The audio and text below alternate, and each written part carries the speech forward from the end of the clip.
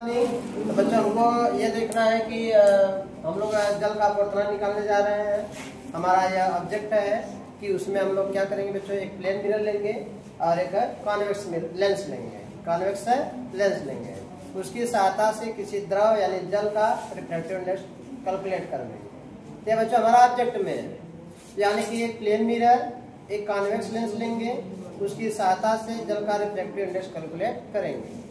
Required object में बच्चों हम लोग ये यूज करने वाले हैं कि एक प्लेन मिरर है, एक स्टैंड होगा वर्टिकल, जो भी हम आपको दिखाएंगे जैसा कि आपके सामने है। तो आप लोग देख सकते हैं कि ये बच्चों वर्टिकल स्टैंड है, इसके हेल्प की सहायता से हमारे पास एक लेंस है और इसे बच्चों लोग कॉन्वेक्स लेंस कहेंगे। एक प्लेन मिरर है, तो इसकी सहायता से बच्चों लोग वाटर के रिफ्रैक्टिव इंडेक्स को कैलकुलेट करने वाले हैं। जो बच्चों हमारा यूज्ड फार्मूला है वह ANW है 2 minus FG upon capital A. ये FG को कैलकुलेट करने के लिए बच्चों इसमें रूल्स हैं। जैसे मान लीजिए कि ये बच्चों प्लेन मिरर होगा, यह प्लेन मिरर के ऊपर जो कॉन्वेक्स लेंस ऐसी तरह से ओवरलैप कर देंगे और इसके सरफेस पर रखने के बाद हम लोग यह देखेंगे कि यहाँ पे बच्चों यह मीटर स्केल है जो 100 सेंटीमीटर की होती है।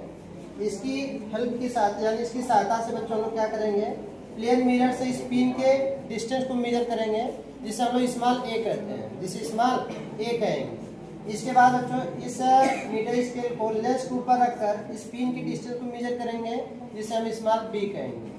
अब बच्चों हमको FG यानी F1 निकालने के लिए a प्लस b/2 कर देना है। a प्लस b/2 करेंगे तो बच्चों हमको F1 आएगा।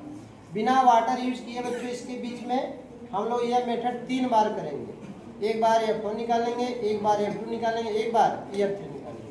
फिर ओवरऑल करके बच्चों इसका एवरेज फोकस निकाल लेंगे। एवरेज फोकस हमारा FG होता है, जो आप फार्मूले में देखिएगा, जो हमने बताया ANW 2 माइनस FG अपान F में, तो जो FG आएगा F1 plus F2 plus F3 अपान 3 करने के बाद हमारा FG आएगा। सेम मेथड बच्चों आप क्या करना है कि लिक्विड की कुछ ड्रॉप लेंगे, ज़्यादा नहीं लेना है, 4-5 बूंदे लेंगे, प्लेन मिरर पर रखेंगे, इसके ऊपर से लेंस को ओवरलैप करा देंगे। पुनः बच्चों यही मेथड पुनः इसको ऑब्जेक्ट को इस प्रकार से सेट करेंगे कि उसका इमेज बन जाए। बनने के बाद बच्चों फिर वहाँ पे भी हम F1 F2 F3 निकालेंगे।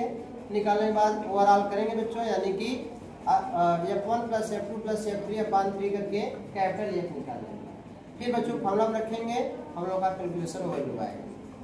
इसके बाद बच्चों करना है कि जो हमारा प्रायोगिक वैल्यू होगा, हो सकता है 1.33 से कम भी आ सकता है, ज़्यादा भी आ सकता है। अगर कम आएगा ज़्यादा आएगा तो इसका मतलब उसमें एरर है। अगर बच्चों एरर आएगा तो हम लोग उसकी प्रतिशत त्रुटि भी निकालेंगे, प्रायोगिक मान माइनस प्रमाणित मान।